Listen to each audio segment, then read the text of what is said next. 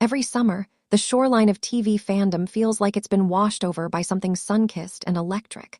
Laughter drifting on sea breeze soundtracks, nostalgic playlists flooding phones, and the gentle ache of first loves imagined and real. For many, The Summer I Turned Pretty isn't just a show. It's a season in its own right, one that feels like July evenings, sandy flip-flops, and late-night secrets whispered under wide-open skis. So when the latest headline dropped, "Is the summer I turned pretty coming back to town?" One industry publication says so. Fans exhaled in unison. Because to be told that Cousins Beach might be revisited felt like the universe promising one more summer. But this isn't just another renewal rumor. It's something more intimate, tinged with possibility and a creative energy fans only get when a beloved story reshapes itself into something new.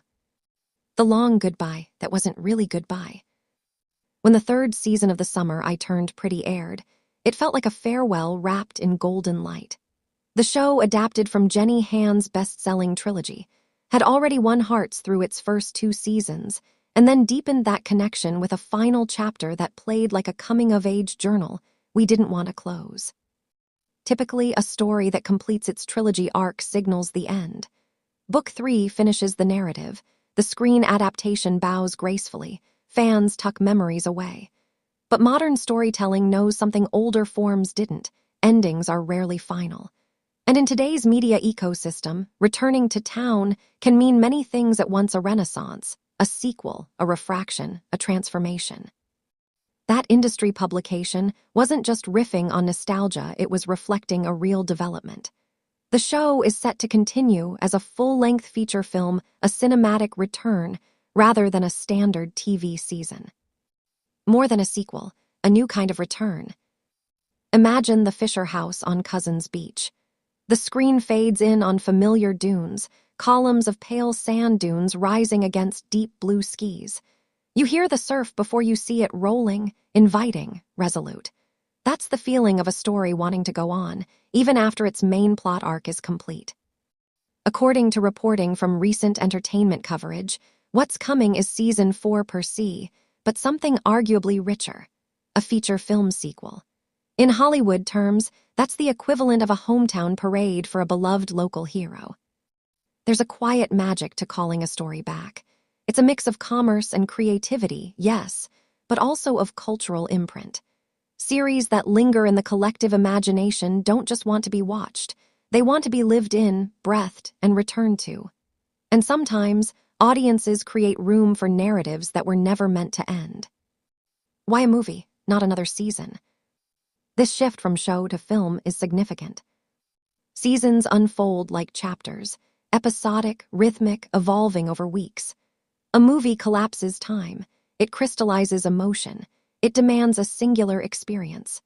The movie adaptation of The Summer I Turned Pretty, according to coverage, is meant to bring closure on a grander scale, to encapsulate not just another summer, but another milestone in Belly's life.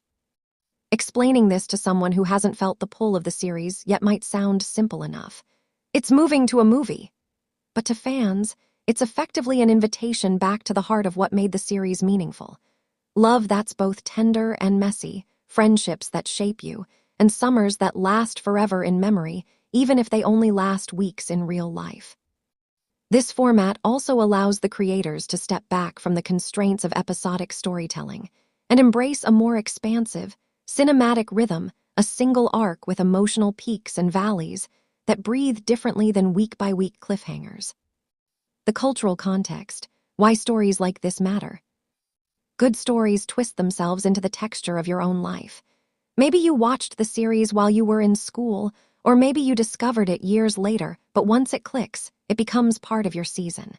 It becomes the warmth of early dusk, the headiness of first love's uncertainty, the nostalgia for summers that ended too soon. This isn't accidental. The show tapped into a generation's DNA, millennial and Gen Z imaginations, with its blend of authenticity and wistfulness. It's a narrative that doesn't just unfold, it resonates. The idea of coming back to town is emotional shorthand for something many people want after a long, uncertain few years: joyful, heartfelt storytelling that affirms rather than exhausts. That might be why, Even after an official conclusion, people aren't ready to let go. And why creators are listening. Not just nostalgia evolution. What makes this continuation compelling isn't simply reunion or repeat, it's evolution. In the books and show, Bellie's journey was about growth, learning who she was against the backdrop of love and loss. The finale gave fans that arc, but a movie gives a new lens on the adventure. Who is Bellie now? How do the choices she made shape her tomorrow? How do Conrad and Jeremiah fit into a world where they're no longer just the boys by the beach? Narratively, this invites freedom. Creatively, it opens doors. Emotionally, it gives fans another chance to feel, to revisit beloved characters not as static icons, but as living presences whose stories might expand and deepen beyond their original frame. So, is the summer I turned pretty really coming back? In the literal sense, yes, but as a movie, not a traditional TV season. That's the direction industry reporting points to, and it's a meaningful change. In the symbolic sense, absolutely. Stories like this never truly leave. They follow you home, echo in your playlists, surface again in conversations, and sometimes, like this one, come back to town with a new invitation. Stay a while longer. In the emotional sense, it's not the same summer you remember, but it might just be the one you needed next. So when someone says the story is coming back, listen carefully. Because what's returning isn't just a cast or a camera crew. It's that feeling of light on your skin, laughter in the sand, and the understanding that stories like summers live on in us long after we think they're over.